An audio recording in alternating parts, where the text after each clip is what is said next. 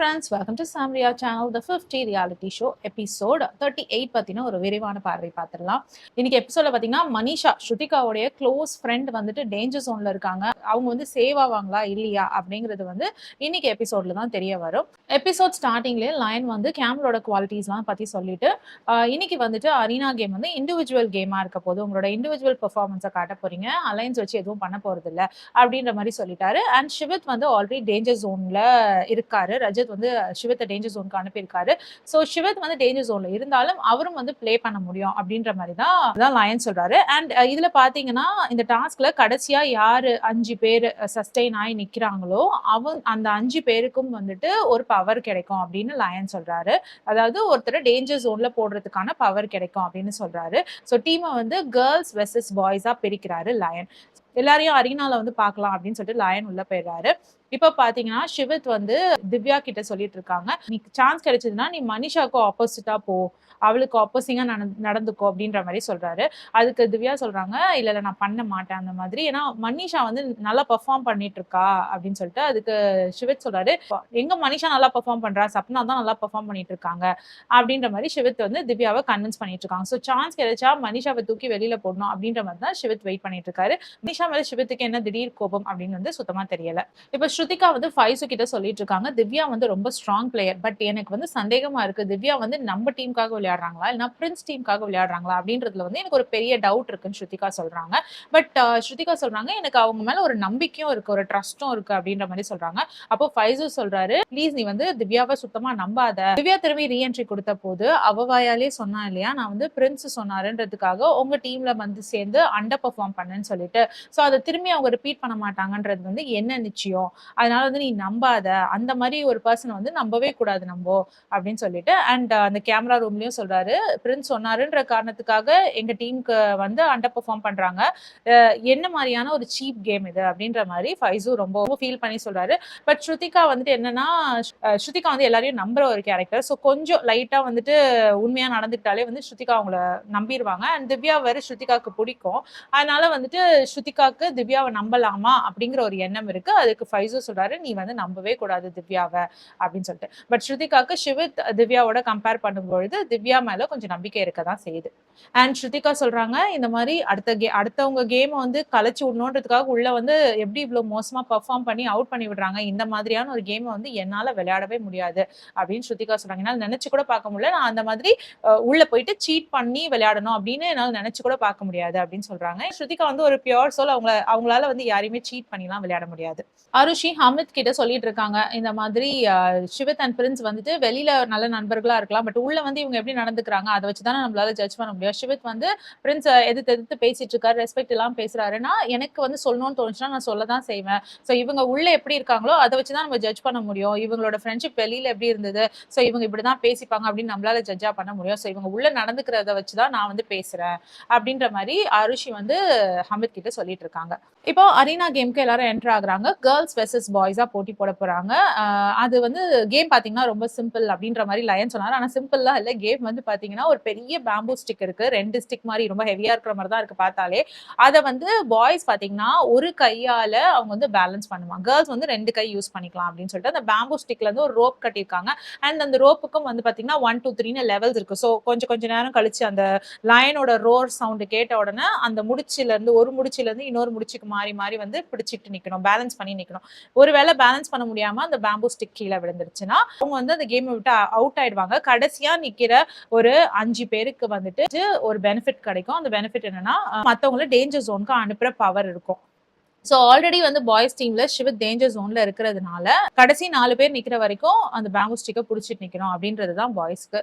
கேர்ள்ஸ்க்கு பாத்தீங்கன்னா 2 கை யூஸ் பண்ணலாம் bamboo ஸ்டிக்கை balance பண்றதுக்கு.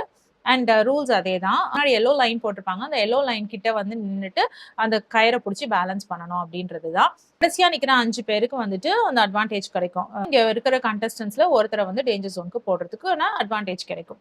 ஸோ அந்த லாஸ்ட் 5 பிளேயர்ஸா நிக்கிறாங்களே, அப்போ அவங்கலாம் வந்து சேஃபா அப்படின்னு கேட்டீங்கன்னா இல்ல அவங்கலாம் சேஃப் கிடையாது.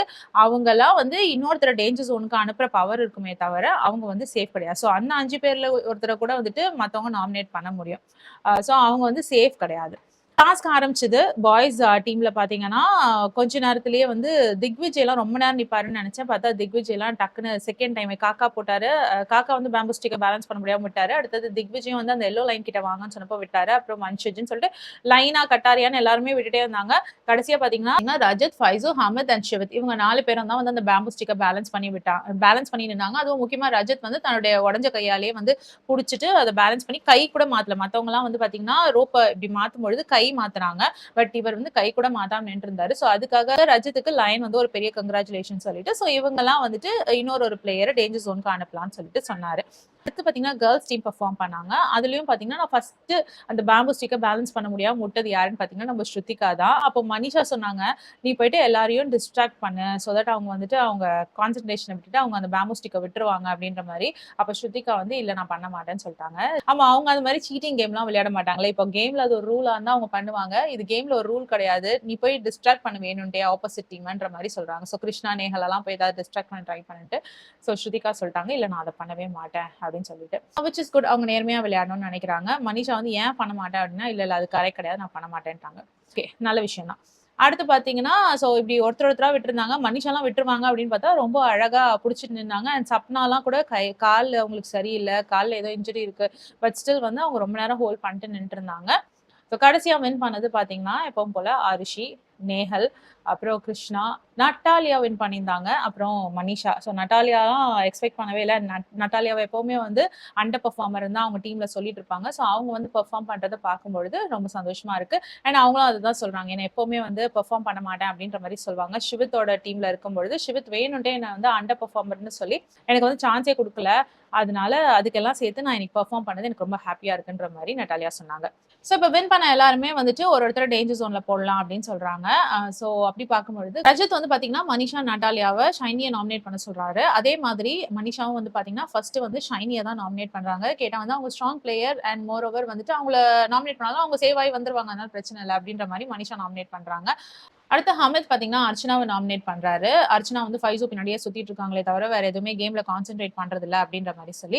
அடுத்து பாத்தீங்கன்னா, அருஷி பாத்தீங்கன்னா, திவ்யாவ நாமினேட் பண்றாங்க. அதுக்கு திவ்யா வந்து ரொம்ப தேங்க்ஸ். எனக்கு வந்து இங்க இருக்கவே பிடிக்கல. எனக்கு போணும்னு தான் இருக்கு அப்படின்ற மாரி திவ்யா சொல்றாங்க. அருஷி வந்து திவ்யாவ நாமினேட் பண்றதுக்கு ரீசன் என்ன சொல்றாங்கன்னா, நாங்க எல்லாருமே வந்து பிரின்ஸ் பின்னாடி போயிட்டு இருக்கோம். பிரின்ஸ் ரொம்ப டாமினன்ட்டா இருக்காரு. அவரோட அவரோட ஃபாலோவர்ஸ் மாரி நாங்க இருக்கோம். எங்களுக்குன்னு ஒரு சொந்த புத்தியே நாங்க யூஸ் பண்றது இல்லன்ற மாரி திவ்யா சொன்னாங்க. அது எனக்கு சுத்தமா புடிக்கல. அதனால தான் நான் திவ்யாவ நாமினேட் பண்றேன் அப்படின்ற மாரி சொன்னாங்க. திவ்யா வந்து நீ எதுக்காகனாலும் என்ன நாமினேட் பண்ணிக்கோ. எனக்கு போறதுக்கு ரொம்ப சந்தோஷம். எனக்காக யாருமே வோட் பண்ணாதீங்க அப்படின்ற மாரி கேட்கறாங்க. ஃபைஸ் பாத்தீங்கன்னா ஊர்வசிய நாமினேட் பண்றாங்க. அதுக்கு காரணம் வந்துட்டு என்னோட ஃபைஸ்க்கு வந்து வோட் போடுறேன் அப்படின்னு சொல்லிட்டு ஊர்வசி ஏமாத்திட்டாங்களாம். சோ வந்து என்னோட பிரதர் போனதுக்கு அவங்க தான் காரணம். சோ அதுக்கான ரிவெஞ்ச் எடுக்கிறேன் அப்படின்ற மாதிரி ஃபைஸு சொல்றாரு. அடுத்து பாத்தீங்கன்னா, கிருஷ்ணா வந்து நட்டாலியாவ நாமினேட் பண்றாங்க. ரீசன் வந்து அவங்க வந்து ட்ரஸ்ட் இஷ்யூ இருக்கு அவங்க கிட்ட அப்படின்ற மாதிரி. அடுத்து பாத்தீங்கன்னா, ரஜத் வந்து காக்காவ நாமினேட் பண்றாரு.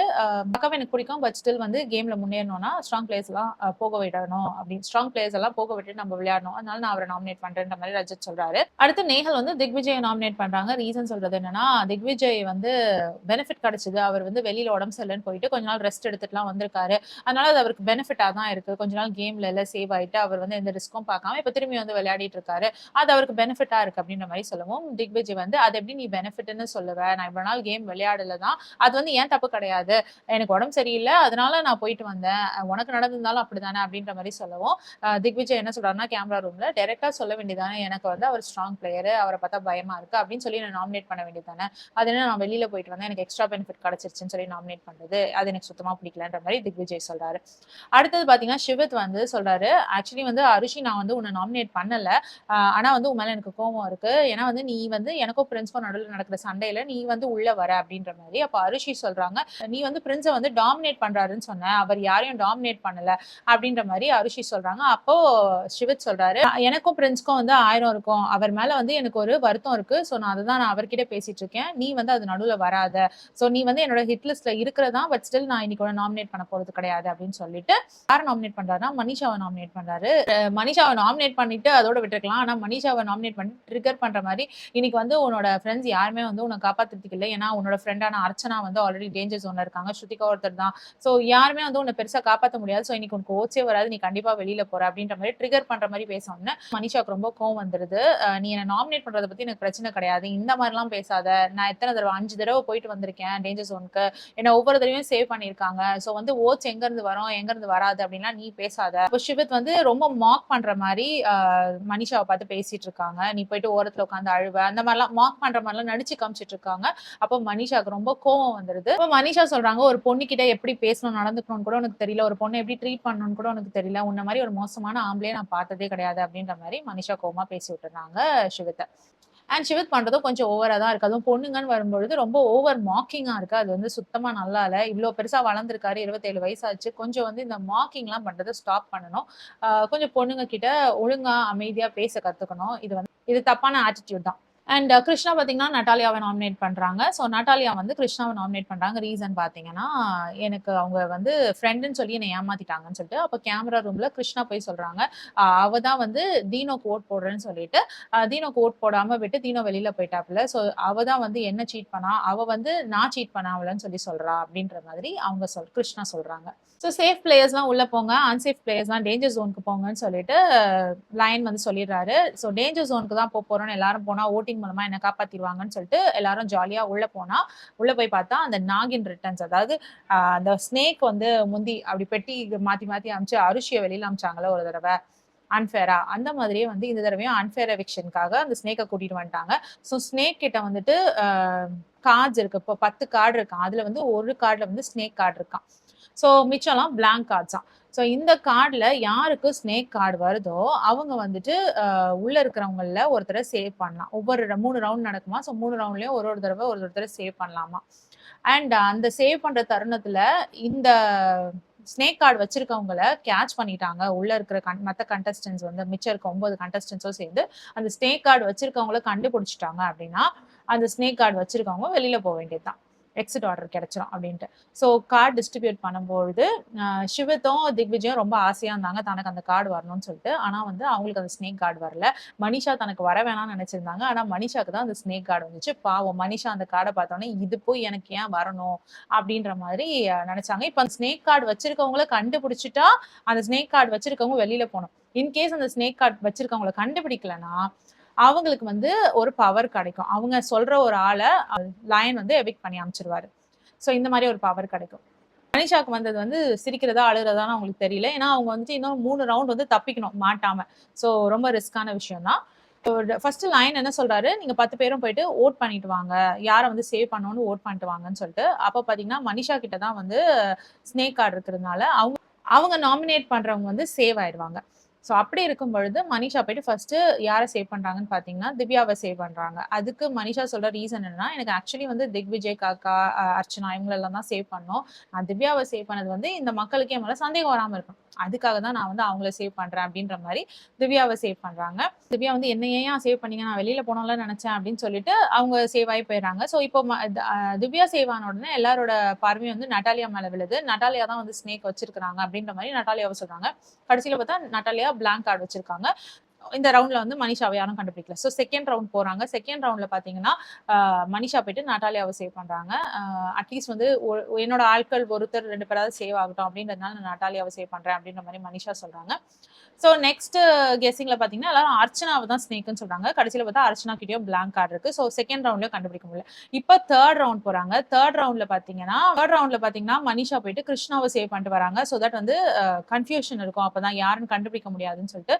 பட் இந்த தடவை பாத்தீங்கன்னா ஊர்வஷி ஸ்ட்ராங்கா சொல்லிடுறாங்க, இது மனிஷா தான் பண்றாப்ல, மனிஷா கிட்ட தான் ஸ்னேக் கார்டு இருக்குன்னு சொல்லிட்டு. ஸோ ஊர்வஷி சொன்ன உடனே அதை தொடர்ந்து சிவத்தும் ஷைனியும் கூட வந்துட்டு அவங்க தான் வந்து மனிஷா தான் வந்து ஸ்னேக் கார்டு வச்சிருக்காங்க அப்படின்ற மாதிரி கெஸ் பண்றாங்க. ஆனா திக்விஜய் வந்து ஊர்வஷின்னு சொல்லிட்டு இருக்காங்க. அண்ட் மனிஷாவும் ஊர்வஷின்னு தான் சொல்லிட்டு இருக்காங்க. அர்ச்சனாவும் வந்துட்டு ஊர்வஷின்னு தான் சொல்லிட்டு இருக்காங்க. இப்ப பாத்தீங்கன்னா காக்கா கிட்ட அந்த முடிவு வருது. காக்கா தான் ஒரே ஒரு பிளேயர், இன்னும் ஒருத்தரையும் நாமினேட் பண்ணாம இருக்காரு. ஸோ காக்கா வந்து ஊர்வஷி சொல்லிட்டாருன்னா மனிஷா தப்பிச்சிருவாங்க. ஆனா காக்காக்கும் வந்து ஒரு ஃபீலிங் இருக்கு, மனிஷா தான் வந்துட்டு ஸ்னேக் கார்டு வச்சிருக்காங்கன்னு சொல்லிட்டு. பட் மனிஷா வந்து காக்காவோட ஃப்ரெண்ட் தான். ஸோ எனக்கு வந்து என் ஃப்ரெண்ட இன்கேஸ் வந்து அது மனிஷா கிட்ட அந்த ஸ்னேக் கார்டு இருந்தா மனிஷா வந்து எக்ஸிட் ஆகி போயிடுவாங்க. அதனால எனக்கு அது நடக்க வேணாம். அண்ட் ஊர்வஷியும் நான் சொல்ல விரும்பல. அப்படின்னு சொல்லிட்டு அவர் வந்து நேரா திக்விஜய் நேம் சொல்லிடுறாரு. திக்விஜய் நேம் சொன்ன உடனே இப்ப பாத்தீங்கன்னா டை ஆயிடுச்சு. ஊர்வஷிக்கு 3 votes வந்திருக்கு, மனிஷாக்கு 3 votes வந்திருக்கு. சோ இப்போ வந்து லயன் கேக்குறாரு காக்காவை, இன்னொரு தடவை யோசிச்சு சொல்லுங்க, நீங்க வந்து ஓட்ஸை சேஞ்ச் பண்ண விரும்புறீங்களான்னு சொல்லிட்டு. அதுக்கு காக்கா வந்து இல்ல நான் ஓட்ஸை சேஞ்ச் பண்ண மாட்டேன் அப்படின்னு சொல்லிட்டாரு. சோ இப்போ எனக்கு தெரிஞ்சு லயன் என்ன முடிவு எடுப்பாரு, ஜென்ரலா இந்த மாதிரி டை வந்ததுன்னா வந்து மொத்தமா சேர்த்து அனுப்பி வைப்பாரு. சோ எனக்கு தெரிஞ்சு என்ன சொல்லுவாரு, ஊர்வஷி அண்ட் மனிஷா இவங்க 2 பேர்ல யாரு ஸ்னேக்கா இருந்தாலும் இன்னைக்கு வெளியில போவாங்க அப்படின்னு சொல்லுவாங்க. அதனால பாவம் மனிஷா தான் வெளியில போவாங்கன்னு நினைக்கிறேன். பட் இப்படி போனாங்கன்னா அது ரொம்ப அன்ஃபேர் எவிக்ஷனா இருக்கும். மத்தவங்களுக்குலாம் அலையன்ஸ் பேசிஸ்ல மனிஷாக்கு மட்டும் இந்த மாதிரினா இது வந்து அன்ஃபேர் எவிக்ஷனா தான் இருக்கு. பட் அதுதான் கேமோட ஃபார்மேட், என்ன பண்றது இல்லையா?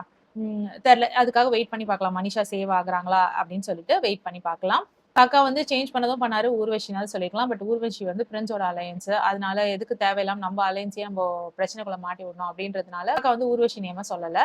அண்ட் மனிஷா வந்து ஃப்ரெண்டுன்றதுனால சொல்லல. திக்விஜயே சேஃபா சொல்லிட்டு உட்கார்ந்திருக்காரு. ஸோ டை பிரேக்கர்ல என்னதான் போட்டாலும் இந்த டை பிரேக் வந்து பெருசா மனிஷாவை காப்பாத்துமா அப்படின்னு கேட்டா அது ஒரு பெரிய டவுட் தான்.